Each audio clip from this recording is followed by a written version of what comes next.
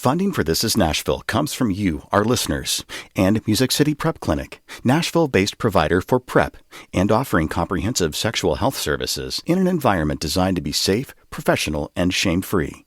Learn more at musiccityprep.org. I'm Khalil Ekolona, and this is Nashville. Jacob Griffin was diagnosed with schizophrenia when he was 18, and life seemed to get increasingly challenging. It all culminated one night last May. He was having a mental health crisis, and his mom, Karen, worried he was a danger to himself and others. So she called the police. She wanted to help. What happened instead was a nightmare. Jacob was shot and killed in a standoff with police that night. Now, Karen believes if she hadn't called the police, her son would still be alive today. Later this hour, we're going to hear Karen's story and explore community-based alternatives when it comes to responding to and de-escalating mental health emergencies. But first, News Channel 5 here in Nashville recently announced a new initiative they're calling Fresh Start. It allows people to petition the station to have a negative story removed or to have their name taken out of a past story. Here to tell us more about it is News Channel 5 investigative reporter Levi Ismail. Levi, welcome to This Is Nashville. Hey, thank you so much for having me. Pleasure to have you with us. So where did the idea for this come from? So Fresh Start actually is a Scripps-wide initiative, which is the parent company for News Channel 5. And so they came up with an idea to offer this incredible opportunity for our communities. And so they told the stations across Scripps, this is something that we think could be very valuable. And if there are any stations out there that would like to take the opportunity to create, some sort of initiative based on this general idea, then by all means, they'd be willing to support it. And so News Channel 5, knowing that, we're big advocates for our community and for second chances, really, they said, well, we'll start something called Fresh Start. How is your team feeling about this initiative? We all understand that the stories that we put out there involve real people. And at the end of the day, we want to make sure that we are good advocates of our community. And so when you have something like this that can offer people a second chance, if they feel like, one story might just be standing in the way of them landing that job or, getting that opportunity for housing even, this might be our way to make a difference. Now, we're both in the news business, and there's a basic understanding that, facts are facts, and time doesn't change that. So why allow people to expunge their record, so to speak? It's a pretty strict criteria. I don't want anyone to get the impression that, just because you applied, your case will completely leave our website. It's pretty strict in terms of how long ago this situation was, and did it involve a serious crime or a serious felony of that nature? There might be some things here or there where your name may just be attached to, say, for example, a company that did something wrong. And now you're long gone from the company. You've done your time, perhaps. You're on probation and you're trying to find, housing. You're trying to find a job. And every single time they search your name online, they might find something. And what we figured is if someone is making the genuine effort to try and clear some of those things up, knowing that they didn't commit a serious crime based on our criteria, well, then we don't want to be the ones standing in the way of them moving on with their lives and, possibly making a huge impact in their community for the better. Mm-hmm. Nikki Ellis talked to you about how difficult that experience was for her. Let's listen. It's like a lifetime sentence. You become the total sum of this one action, of this one situation. And so it was very difficult just trying to move forward from that. Now, you talked about this a little bit recently, but, a lot of us think about having your name appear in a news story is really no big deal, but it can really set people back, right? Absolutely. And, I think given the nature of the news business, where it's a 24-hour news cycle for the most part, and people are always, we're working constantly on different stories one day after another, we kind of lose sight of the idea that there are real people behind these stories. There are real people that are impacted. And so a story that you did 5 years ago may not may not have much of an impact on you right now as a journalist. But the reality is that person is living with what was published, all those years ago. And so anyone who Googles it, they might find something on there, even if, for example, if it was a missing persons case, someone was found safe, but at the time the headline wrote missing persons so-and-so. Well, if anyone Googles you or, they find you online, then that's the first thing they see. Well, they might not look favorably on you, and we don't want to be, in the business of keeping people from, good opportunities if they perhaps change their lives or, turn their lives around. So what did Nikki do next? Obviously, it set her back a few years just because, she couldn't get back to her family. She couldn't find a place for them. And, she ended up starting out with this nonprofit, which I think is doing great work just to help people who might find themselves in the same type of position.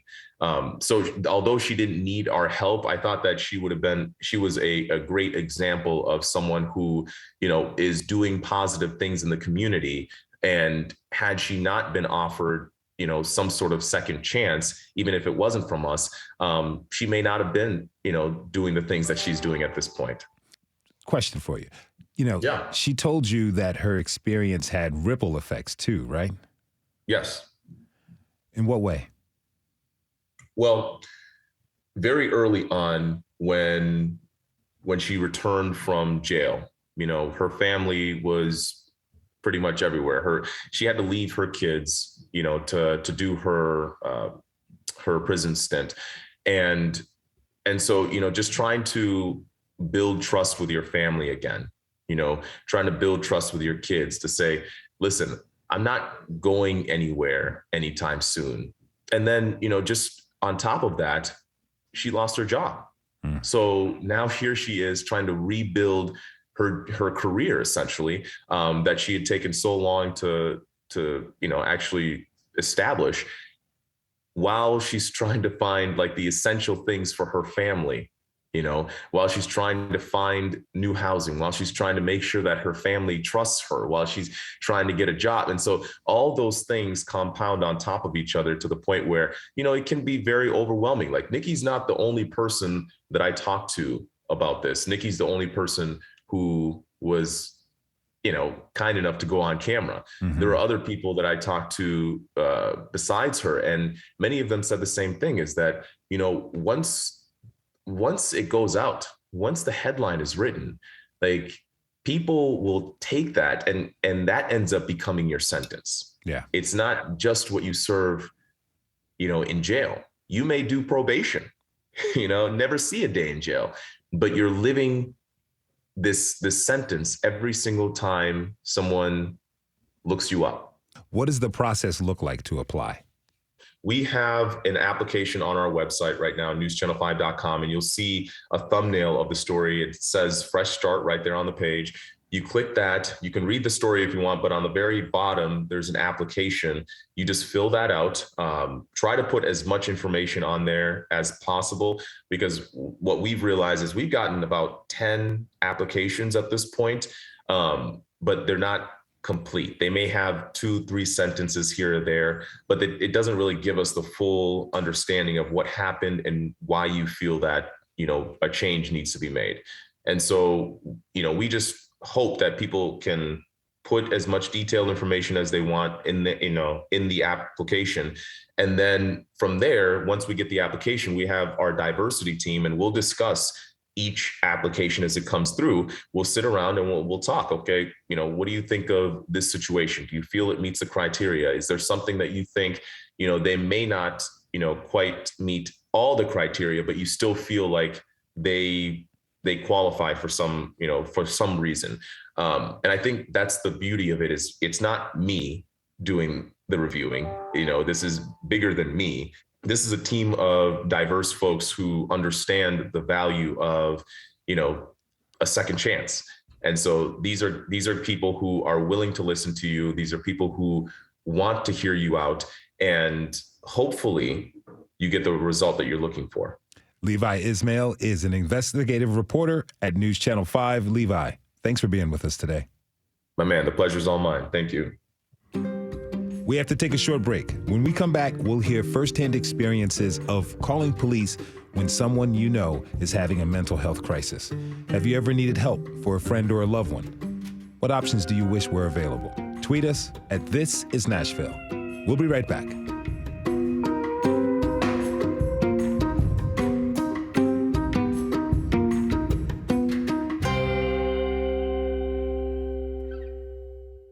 Funding for This Is Nashville comes from you, our listeners, and Music City Prep Clinic, Nashville-based provider for PrEP and offering comprehensive sexual health services in an environment designed to be safe, professional, and shame-free. Learn more at musiccityprep.org. I'm Khalil A. Colonna, and this is Nashville. We want to believe that there's going to be help when we need it. That when we call for help for a family member having a mental health emergency, it's all going to work out. But for Ellie Kane, it wasn't so simple. Producer Tasha A.F. Limley met up with Ellie to hear about a critical time for her husband, David Klein, who has bipolar disorder. Now, they've been together for more than 2 decades, and she's seen him through ups and downs. Let's start with a good day. Hello, everybody. Y'all doing okay in Facebook land? This is David back in 2017 at a Steak and Shake. He's making a video for his Facebook friends. I watched the movie called Spider-Man Homecoming. It was fantastic. David is a guy who loves sharing his interests and going to lunch with friends. He's an artist, and his pieces are bright, fluorescent even. He and Ellie, they have a lot of his work displayed at home. That's a Klein Casso, the one right there. That's his painting name, a nod to the geometric shapes and happy oblong faces. Ellie loves David's art, and him. They've had a long run together so far, 25 years, which is something to celebrate. It's just like, it's hard to want to still celebrate that, and he's not home. 911, what's the exact address of your emergency? Ellie called the police back in January. Maybe it was the change in David's dosage, his diabetes, or the toll of the pandemic. And either way, she knew something wasn't right.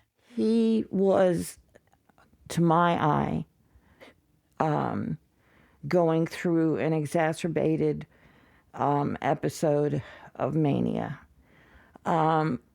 I have gotten accustomed to every so often he gets manic. His medicine is adjusted long enough for him to come down, and then he's balanced, he's functioning. But this time, it was different. It was like he was not reachable. In retrospect, Ellie said she had seen some of the signs throughout the year. Well, like this one time, they were putting away groceries. She told him to put the salad in the left bin and the asparagus in the right. And he's like, I don't know what you're talking about. I said, okay, let's do this one at a time. Put the salad in the left bin. And he said, I don't know what left is. That scared her, although she knew these lapses can happen.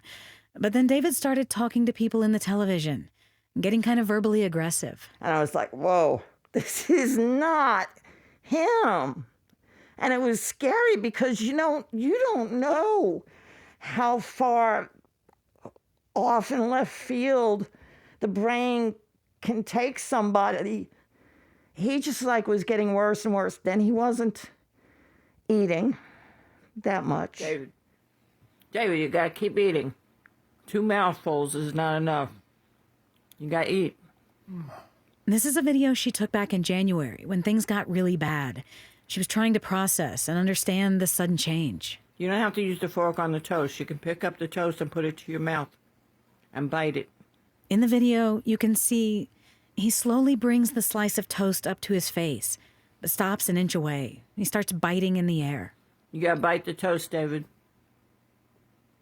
You gotta bite the toast. So there were things like this building up. And that day she called the police. She knew one thing for sure. She needed to get David to the hospital, which wouldn't be easy. His psychiatric care provider, they didn't have clearance to get David into a psychiatric hospital, and his regular nurse couldn't help either. She thought her best bet would be to go through Mobile Crisis.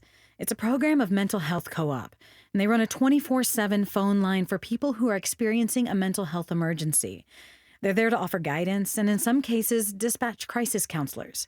The only way to get him admitted, Ellie says, was to go by ambulance and have one of those crisis counselors meet them at the ER. That's the only way to do it where the person themselves isn't asking for it.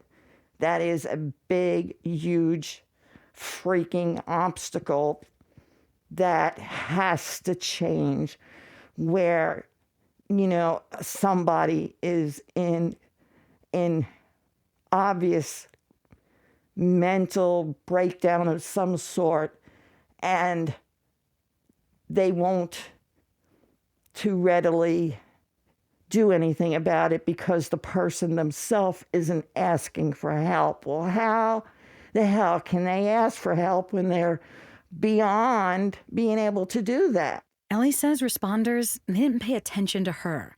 They didn't understand what she was saying about her husband's situation. Still, they did get him to the hospital on Dickerson Pike, but then communication with the mobile crisis unit was tough. By the time a doctor had seen David, the mobile crisis employee had gone home for the day. All she's told by the hospital is that David has been checked out. He's ready to come home. What are you talking about?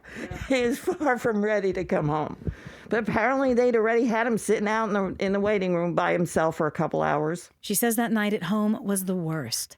David became incontinent, and she's not in a place to physically handle a man his size. They make it through, though, and the next day, she tries again. Metro Nashville Police Fire and Medical. My husband has been in a serious mental decline for the past 10 days, and he's been getting increasingly worse each passing day. This time, she says mobile crisis advised her to call the non-emergency police number and flat out say, this is a mental health crisis. And I just did not like the idea of having to call the police for that, because I hear stories all the time of people getting killed because they're mentally ill and they act up, and I did not want to have to call the police. But it seemed like my only option at that point. The responders who came out, Ellie says they were wonderful. One in particular, he told her, Let me assure you that I am going to do everything in my power to get him the help he needs. And just hearing somebody assure me of it at that point, because I really thought if he didn't get help, he was going to die. He was going to dehydrate. He was just going to rot away here, and it shouldn't have to be that hard. It should be easier to get help for somebody you love. Just because it's the mind doesn't make it any less of an emergency. David was in the hospital for about 11 weeks, and he did almost die with a diagnosis of malignant catatonia. Now, it took multiple hospitals and teams to get him the treatment he needed. He's still struggling even a few months later, but he's home now and hanging in there. If he hadn't had Ellie to advocate for him and fiercely for him, this could have been a very, very different story. Now, as we heard, Ellie had a positive experience calling the police. It was a long road, but they got the help they needed. That certainly has not been the case for everyone. My next guest also turned to the police when her son was experiencing a mental health crisis. Karen Griffin, welcome to This is Nashville. Thank you for having me. Thank you so much for taking the time and sharing your story with us. Our listeners may be familiar with your story. Your son, Jacob Griffin, was experiencing a mental health crisis. You ended up losing him that night after he was shot and killed in a standoff with Metro Police. And first, I'm very sorry for your loss. Thank you so much for saying so. I appreciate it. Can you tell us about Jacob? What was he like? Jacob was a big, jolly guy. He was 6'4". He weighed about 220 pounds, had long brown and red hair, wore a little goatee, always had a big smile on his face, gave big, warm hugs, loved animals, and spent his time. He was so brilliant. He had an IQ above 150. And he could stay awake 2 and 3 days working on projects and keeping notes about ideas that he had. And from about age 15 to age 22 or 3, those notes and ideas began making less and less sense. Some of the things, when you have schizophrenia, which was Jacob's diagnosis, sometimes you believe things that are not true. And when you have false beliefs and you begin to incorporate those into your way of life, those types of decisions based on things that are false can really have very impactful consequences. When Jacob began showing signs of struggling with his mental health, did you all seek medical services for him? Of course, yes. He had psychiatric care ongoing from about age 15. The very first sign that we had that Jacob was in some psychological distress, we had a family trip planned to go to the Seattle area, which is a place where we have a lot of family. My mother is from there. And Jacob refused to get on the plane. He was absolutely convinced that the U.S. government was using airplanes as a part of some antenna network to implant thoughts and read our thinking. And obviously that wasn't true. And we tried very hard to dissuade him of this. It was not possible. And he was 16 years old when that happened. The blur between brilliance and insanity is really a very, very thin line. And it's hard for people to understand. Jacob was not violent, and his brilliance made him one of the best conversationalists. He had the most incredible sense of humor. He understood anything that you had to talk to him about. Sometimes his ideas about them, his reactions to facts were a little strange, but he understood everything. If you're just tuning in, this is Nashville, and I'm your host, Khalil Ekalona. We're talking with Karen Griffin, whose son Jacob was shot and killed in a standoff with Metro Police last year. I want to go back to that day. What happened that led you to make that call to police? The day that he died, he was harboring a false belief about the Goodwill, his former employer. And on that particular day, he was expressing in text messages to me that he was going to kill all the people at the Goodwill. Jacob had threatened to kill me every day for 8 years, and I largely ignored that. I personally did not feel like I was in danger with Jacob, but he had been in decline for several months. When Jacob was texting me, he was indicating in his text there were about 500 texts, and he was telling me that time was up, that he was very, very angry that Goodwill had let him go, and that he was going to go over there and end the life of anyone standing in that building. And I was inclined not to believe him. And I think any family member out there who has family with schizophrenia will relate to what I'm saying. You don't want it to be true. And schizophrenia is so strange to encounter. It's such an odd affliction. And so when you're confronted with it, you're inclined to think that someone is being difficult or sideways or uncooperative, when in fact they actually literally believe what they're saying to you. And so on that particular day, I was afraid. I was very afraid that he was serious. I had never heard Jacob threaten other people before. And so my family and I discussed it, and we made a decision to call the non-emergency number in Davidson County. When the police went out and tried to talk with him, they actually, at somewhere mid-event, they sent a couple of officers to our house to get audio recordings from Jacob's brother and sister, my son and daughter, George and Caroline. And George, at the moment, said to the officers, "Do you even understand schizophrenia? Do you know that trying to negotiate with a schizophrenic is ridiculous? He is starring in his own movie. He doesn't hear you. He is involved in his own thinking, in his own beliefs, and is tied up in a movie that you're not in." And so it's almost like when you're sitting at a drive-in movie and you can see two screens, but you can only hear the one that you're watching.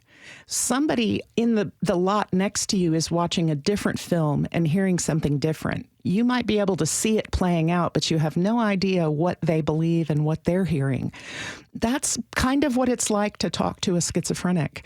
So the police tried for several hours and then effectively gave up. They decided that time was up, even though they had invested 3 hours in speaking to someone who I'm sure was not hearing them. And Jacob was, I'm certain, determined to end that event the way he wanted to end it. And I will never know what that was exactly for him, but I know that whatever the police were trying to tell him, he wasn't hearing them. He was uncooperative for 3 to 4 hours, and then they decided that lack of cooperation, as I said, it would be easy to mistake what you hear and see from a schizophrenic as a lack of cooperation. It isn't. It is that person is watching their own movie. They are in their own movie, and you can't break through. You can shout, you can scream, you can negotiate. It's not going to break them from what they're experiencing. Jacob was uncooperative, that's true in reality, but they didn't need to end the siege when they did. I maintain they could have waited him out. What were you expecting from the police? I was expecting, they had a committal order, and I was sitting at home 1 mile away thinking that maybe Jacob was finally going to get some help. Jacob had for at least 2 years refused any kind of medication assistance, housing assistance. My mother and I and my son and daughter were very involved with Jacob. We tried all the time to help him and effect some sort of substantial change in his life. And it really wasn't possible. And so I was thinking the whole afternoon that they were going to help him, that maybe we would be able to get him some medication and get him into some housing. And then the next thing I knew, the police came to my house and told me that he was dead. Now, I understand a mobile crisis unit was there, and that's a program of the mental health co-op we heard about earlier. Basically, they run a 24/7 phone line for people experiencing mental health emergency. What did they do to de-escalate the situation? That's a great question. The mobile crisis team was on the scene, and they were never allowed to speak to Jacob. One significant factor working against Jacob that day, he had a gun. I think it's important to mention that about 6 weeks before this particular day, I had visited in person with a detective over at the Brentwood Police Department. I went there to ask for their help. I went there to let them know that I was very concerned that Jacob had a gun and that I believed that gun was going to get Jacob killed, either by the police or by his own hand. And the detective on that day at Brentwood told me that I was very likely right, that if any police action were taken to try to get that gun from Jacob, that he would probably end up injured or dead, and that I should do nothing. And all I can say is that Tennessee has up to now refused to participate in any kind of dialogue about an emergency removal protection order. If we had such a law, those are sometimes known as red flag laws. Yes. If we had a red flag law in this country, Jacob was hospitalized involuntarily for his schizophrenia on multiple occasions. We could have gone to the courts. We could have gotten a petition and figured out a way to get that gun. The state of Florida has an ERPO law, an emergency removal law. The sheriffs down in Florida are taking thousands of guns from people, at least temporarily, who shouldn't have them. When you're not rational, when you're not in a good place, when you're looking to hurt yourself or someone else, you shouldn't be able to possess a firearm. This particular state in which we live, you don't even need a permit to carry a gun. This is a permitless carry state, and the legislators here are really unwilling to entertain a discussion about a removal order for people like Jacob that could have saved his life. What resources do you wish were available to you at the time? Well, I certainly wish the conversation with the Brentwood police had gone differently. I wish that they had had some resources available to them, like the ERPO law, that would have allowed us to collaborate and create a plan. I think if we'd had enough time and we'd had some planning in the 6 weeks that ensued between that discussion and his death, maybe we would have been able to get that gun. The gun got him killed. The police, I'm assuming, were afraid. And anytime you're confronted with someone who has a weapon, it's a dangerous, heightened, elevated situation. And so the police had, I think, some reason to believe that Jacob might harm them since he was armed. If we had just been able to prevent him having a firearm, he'd be alive. The police would have been able to invite mobile crisis in to talk with him. I think a lot of things would have gone differently if he had been prevented from having that gun. That is Karen Griffin. Her son Jacob was shot and killed in a standoff with police last year while he was experiencing a mental health crisis. Karen, thank you so much for coming onto the show and sharing your story with us. I really appreciate it. Thank you so much for having me. We have to take a quick break. When we come back, we'll explore our community-based options when it comes to helping a friend or loved one in a mental health crisis. Do you have questions about what options are available? Tweet us at This Is Nashville. We'll be right back.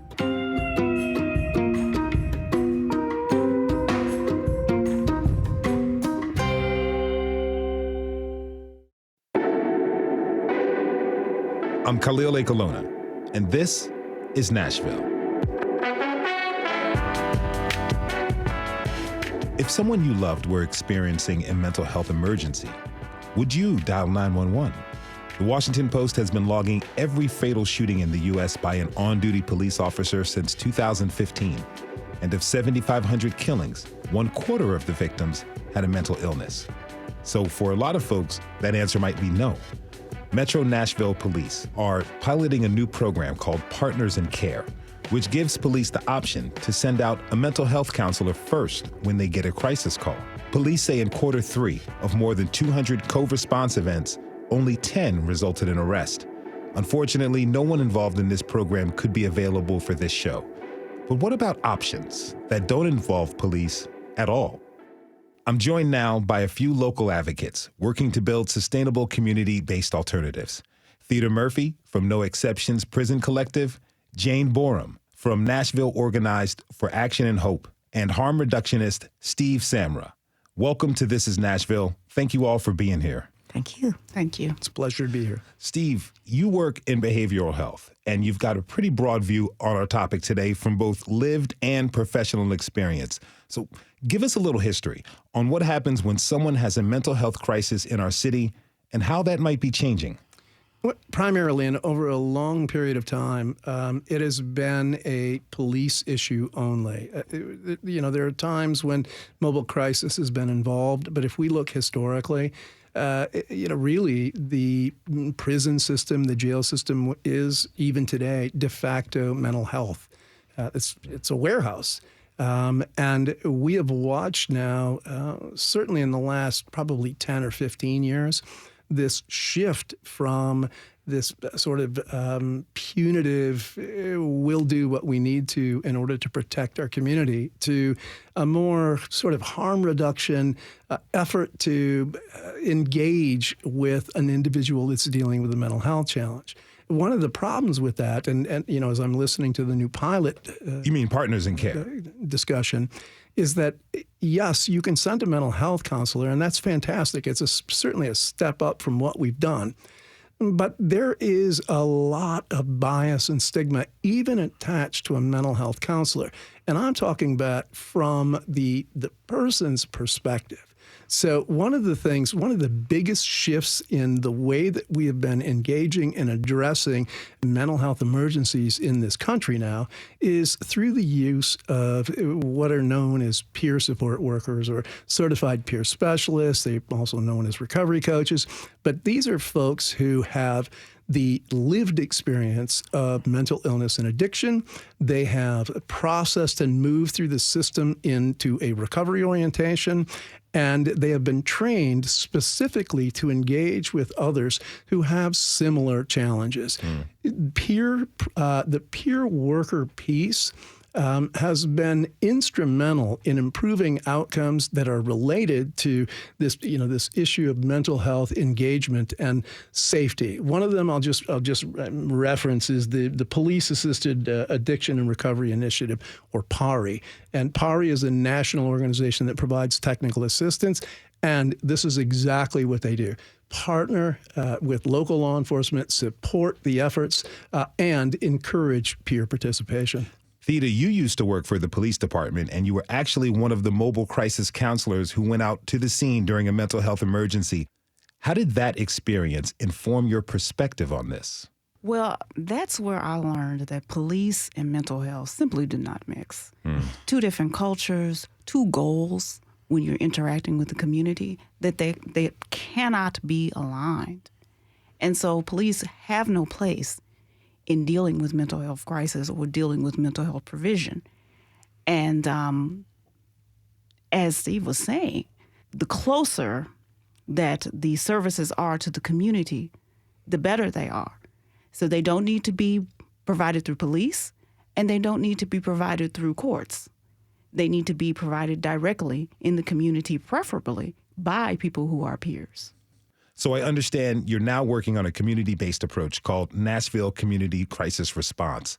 Where are you at in that process right now?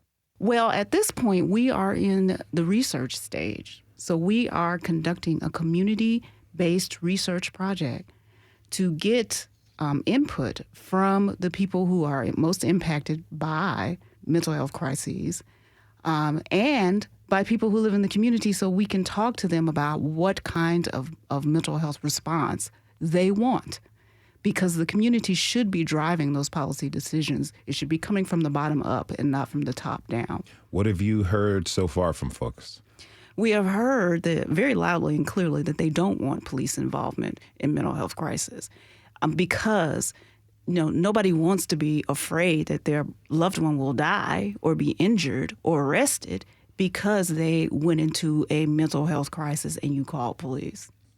Now, Jane, at NOAA, you're also advocating for a community-based response on the so-called HEALS model, which stands for Health, Engagement, and Liaison Services, which would actually send out counselors instead of police. How's that going?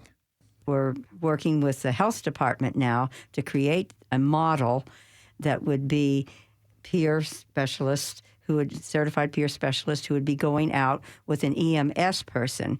So you have it's not like the police partners in care, which is considered co-response. Mm-hmm. This is considered community-based and first responder.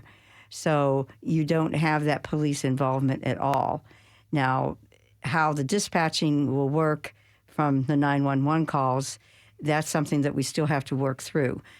Stephen Martini, who is the director of the Emergency Communications Department at Metro, and the woman in the fire department who is in charge of the EMS, Brooke Haas, Stephen and Brooke are working with about 20 of us to come up with a structure for this new model.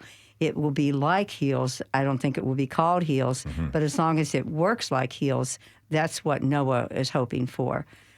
Who would these first responders be, the peers? Well, the peer specialists would be sort of like what Stephen's talking about. These would be people who have had lived experience. They may have a bachelor's degree. We don't necessarily want anybody with a master's degree because we feel sometimes that taints or gives them a certain bias.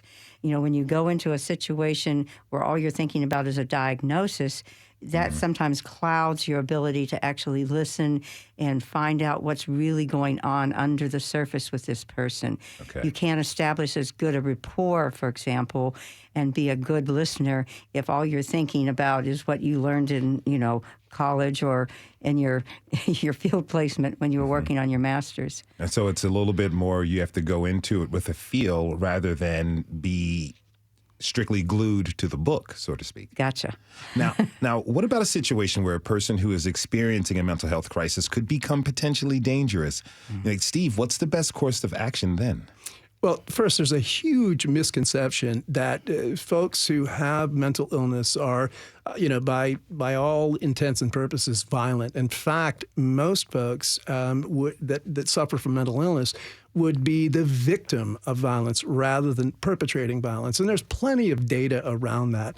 The idea of using peers, people who have had this lived experience and this, you have to remember, they're trained as well. And, it's a fairly rigorous training. It's not like a social work training, but it is rigorous in the sense that it sets a peer specialist or a recovery coach up to do the type of initial engagement that it basically de-escalates the situation to a point where the professionals may be able to then intervene. But the initial contact is typically a peer.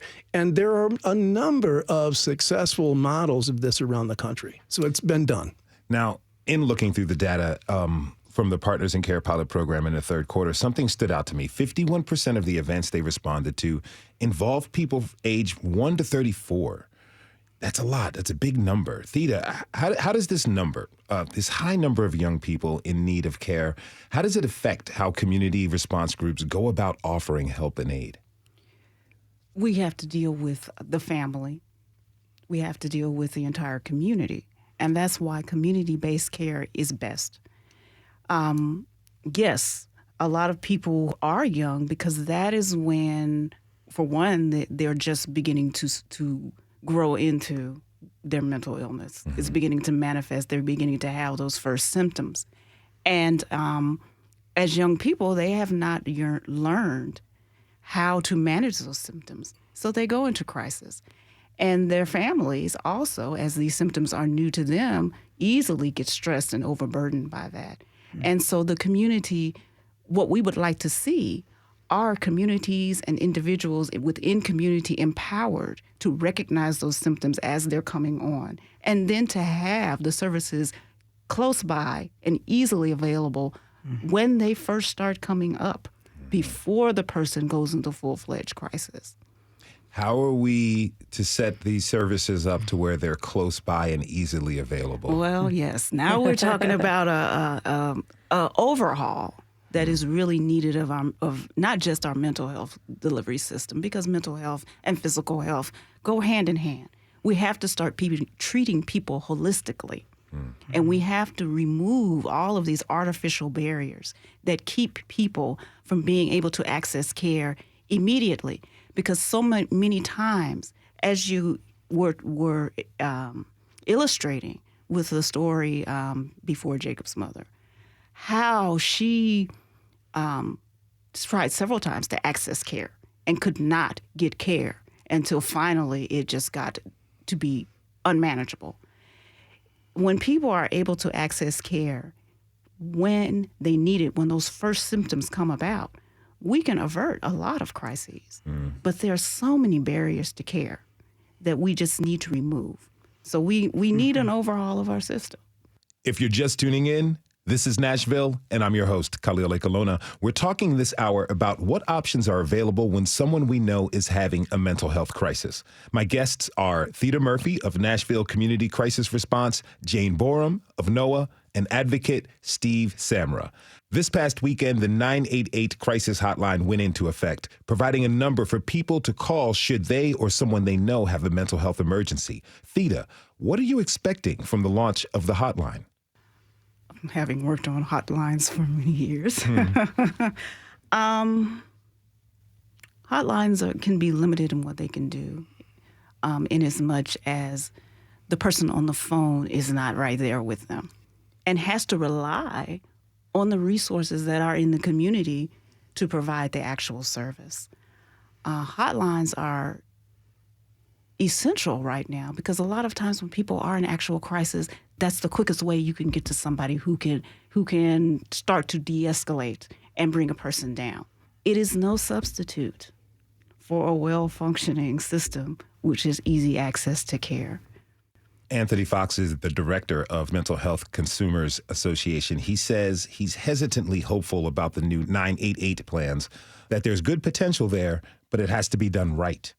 You know, we're also going to need to figure out ways so that police will not be the first responders. People need to feel safe when using 911. My brothers and sisters of color do not want to engage in a system when police and emergency personnel will be the first responders. All cultures of people have to trust that the process will benefit them and not make their crisis worse. Hopefully the 988 teams will earn the trust of the community fairly quickly before it becomes just another 3-digit number. Jane, what are your hopes and concerns about this new 988 number? Well, we've been talking about the 988 number for a couple years now, so it's not new to all of us who are in this field. And I had posed that same question to Partners in Care about a year ago. You know, we need to be prepared for this change. And I think the new structured model, the non-law enforcement model, will pick up some of those 988 calls. It's a matter of a better screening at the time that the call comes in, the person who is there on the dispatch line.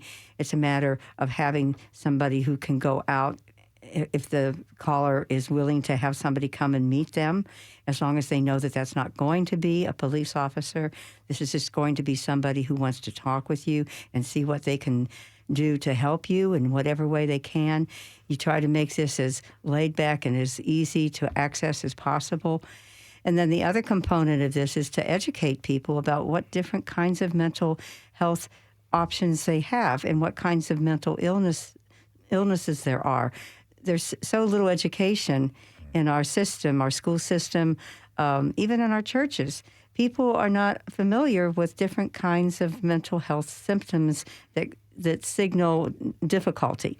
They're not aware of just what's going on through somebody's mind when that mind has changed. It's scary for family members, and oftentimes they'll just back off and not want to push that person because they're sort of fearful of that person.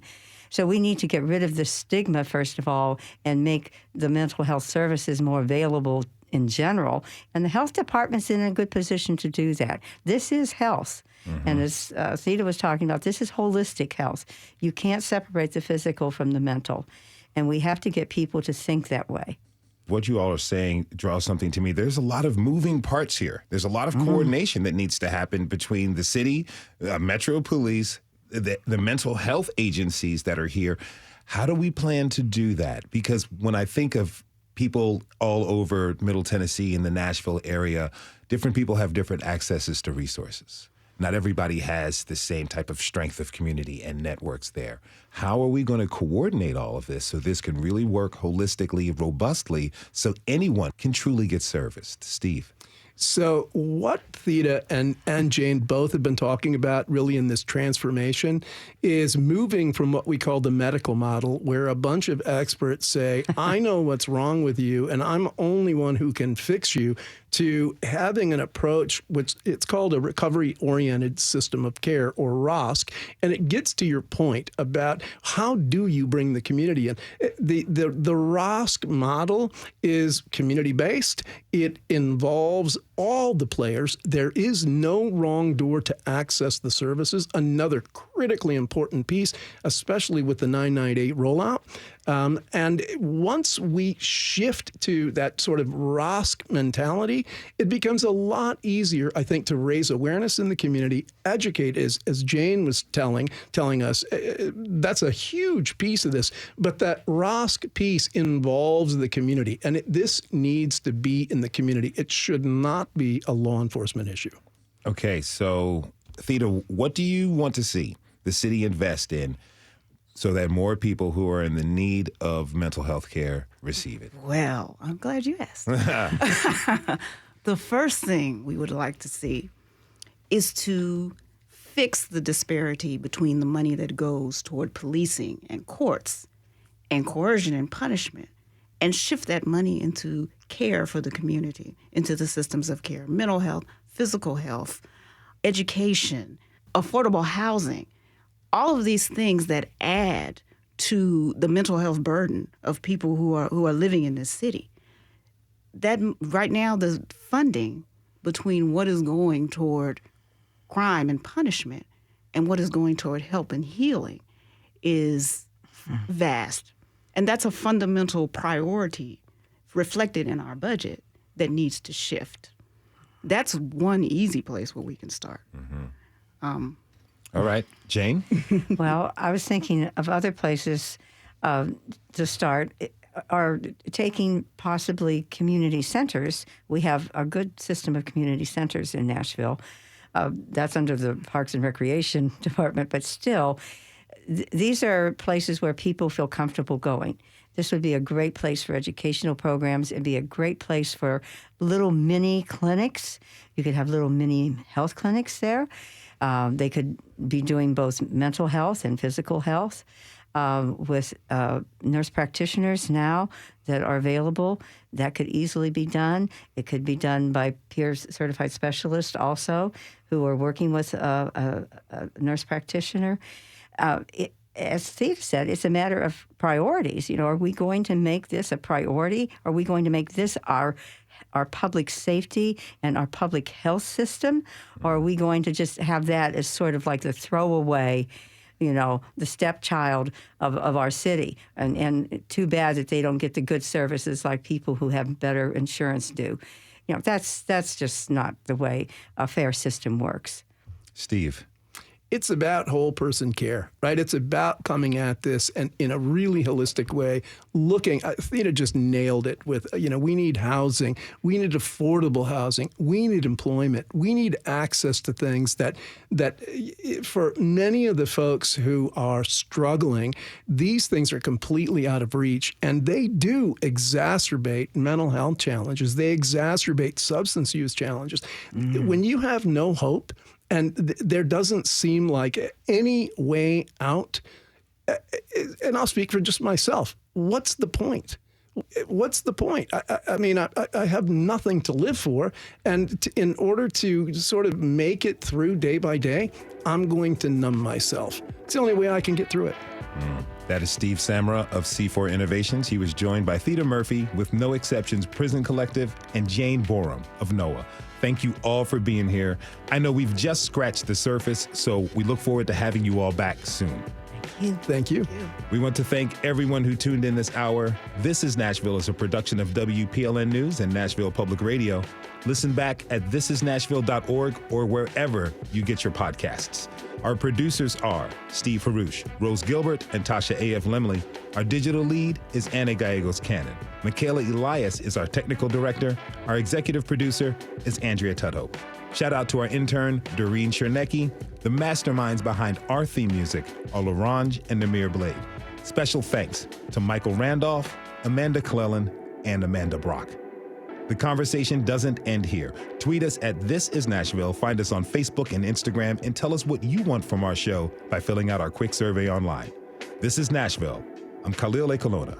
We'll see you tomorrow, everybody. And be good to each other.